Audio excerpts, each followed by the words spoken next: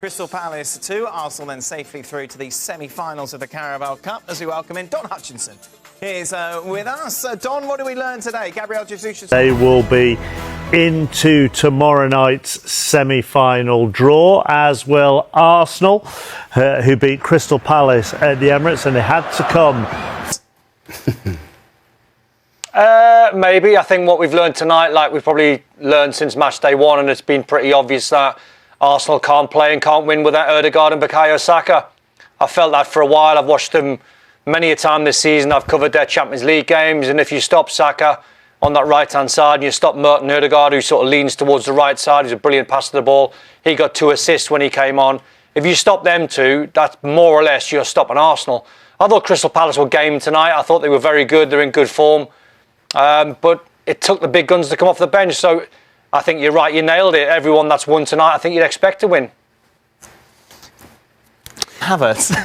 I'm not going down the Havertz rabbit hole, but I said to Stevie when we were walking down to the studio, they're playing Palace again at the weekend. Right. Will he play Gabriel Jesus or will Havertz come back in? And he said Havertz will come back in. Havertz will come back. So he may, I don't know. But Jesus can do no more.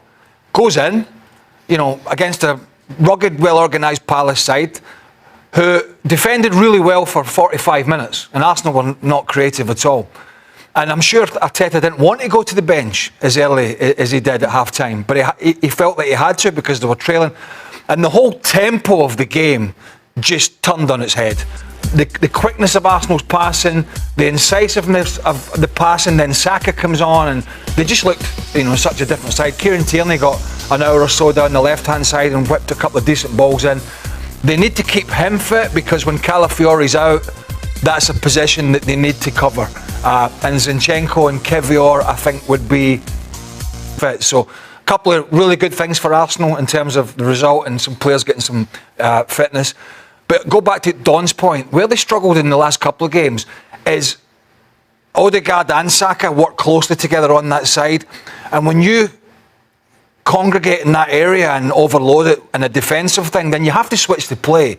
And they've not been getting enough from the other side, right, the left-hand side. And so it has become a little predictable down that right side, playing all these little 1-2s. And it's something they're going to have to figure out because obviously, who are the teams looking at the most? They're looking at Saka, they're looking at Odegaard if you stop them. So whether it's Trossard or Martinelli or whoever it is, they're going to have to get a lot more in the Premier League games from the left-hand side of the pitch. The boys brought up an interesting point. It's Crystal Palace this weekend against Arsenal. Yep. Once again. Does the fact that Jesus has done that against your defence once make a difference in team selection going into this weekend's time? I don't think so. Why not? I think there's no question that Arteta will have told Havertz that, I'm starting him tonight. Should it affect you as a coach? Listen, when you need goals and somebody scores a hat-trick, from experience, the person who's just put the ball in the back of the net is on a different level mentality-wise from a guy who's struggling in front of goal. But, as I said, I'll be absolutely shocked if he hasn't already told him, look, I'm resting you.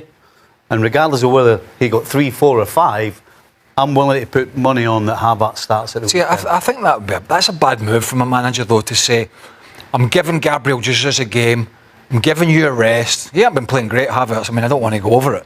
But he's played a lot of games, I'll give you that. But I think it's a mistake to say, I'm giving him a game and you'll play at the weekend. Because then you're putting yourself in a position, rather than saying to him, look, I'm giving Gabriel Jesus a run out. He needs some game time, and leave it at that. And you know how it happens. He'll go, I'm just giving you a rest, which basically means what I just said. He probably hasn't he hasn't come out with that statement of you're definitely playing, but Havertz absolutely 100%. If he doesn't start at the weekend, he's the first guy at the door going, hold on a second, you told me you were giving me a rest. And then he's got a problem in his hand. So I just don't see any way how he plays Jesus. Don? Interesting that Stevie said Havertz would knock at the door. If I was Jesus tonight, I would have made sure I said to Mikel Arteta, I better be playing at the weekend, by the way. Because then you sow the seed in the manager where you've actually scored a hat-trick, you've played well, you've contributed, you've won the game, and you dare not start someone else over me because what more can I do? So I think if Jesus is smart, I think when he leaves or even when he's at the ground tonight, I think he pulls the manager just to one side, a quiet little word, and say, you better be starting me at the weekend because it might What just difference is sway that? it. I don't understand that, Don. Because surely a manager doesn't need a player to tell you that he wants to start. No, he doesn't. But you're correct. But if you're Jesus and you just bagged the hat-trick, you can remind the manager on. I mean, you can just say to him a quiet word, listen, I've scored a hat-trick tonight. There's not much more I can do.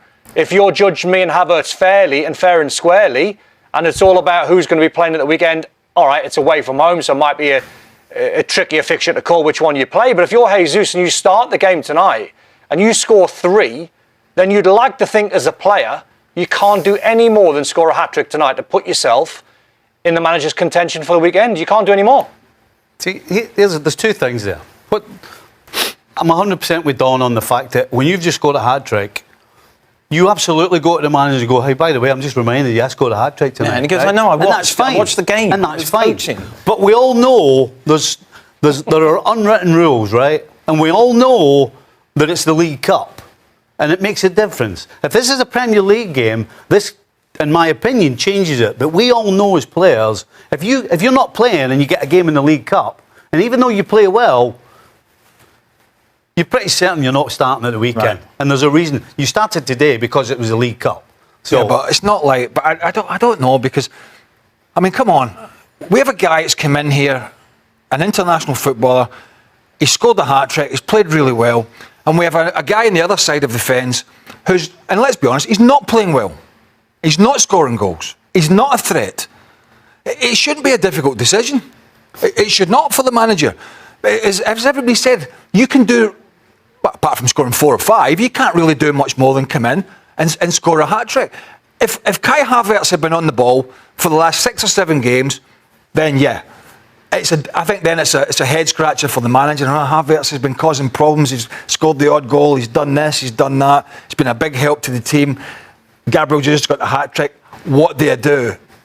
Is it really that difficult a decision? One player's struggling and one player's just scored the hat-trick. Say leap initially and then to get the power and generate the direction as well, set up probably again a little bit more of a nervier finish than they were expecting at 3-1 at the time. As you say, Izzy, he needed to rely on the big names on his bench. He needed to bring some of those on to get themselves back into it. Yeah, that's right. And obviously Saka had a key role to play in that assist for Jesus' second goal, sorry. So, yeah, I think it was required, and it's exactly what Arsenal needed to get themselves into the hat for the next round. Let's hear from the man who got the hat-trick, Gabriel Jesus, with Natalie Jedra. You know what? I'm a type of player who can score goals. I have scored a lot of goals, and then obviously I have this sometimes problem with locking off goals, but obviously I can score goals, So yeah, I can create, I can make assists, I can run, I can help the team defending, I can help runs in behind, So when I score, I think everyone see, but when I don't score, obviously they want they strike it or striker to score goals. So I agree with that. So that's why I'm working a lot in training, finishing more, put myself in a good position to finish the action, and that's it. I think today my hard work paid. That sounds like a pick-me plea, doesn't it? Really? Well, his performance is a pick-me performance, and I think that from Mikel Arteta's point of view would be like, that's what I want as the manager, and I think there's a big question, not over just Gabriel Jesus, because again, for the quality that he possesses, he's scored nowhere near the amount of goals he should do, but that's not just him at centre forward, Trossard, Martinelli, and it's about everybody contributing, because at the moment there's far too much reliance on Saka for sure and Odegaard to be the ones all the time to make the difference. So really important for him, and the confidence, you could see it flowing back into him already. It's his first goal at the Emirates for a year. He's got 2 goals in 2024, but then I suppose there's also the argument, well, he will say, I want to play week in, week out and get a good run. Yeah, and he's definitely put himself in the window for that. And I think when a fit and firing Gabriel Jesus is in the team, Arsenal have got a better chance of winning football matches. And, there's been a lot said lately about Arsenal not scoring from open play, and it's facts, they haven't been. And they need Jesus to be playing on the last line. And what I liked about his performance tonight, Arsenal's performance were more direct. A lot of the time Arsenal want to build, and they almost deny the opportunity to score the goal because they want to build too much around the box and sort of manipulate the opponent a bit too much at times, if we're being really critical. But I think when they're direct and they fizz the ball into the areas that they've got players that can make things happen, that's when Arsenal are at their best.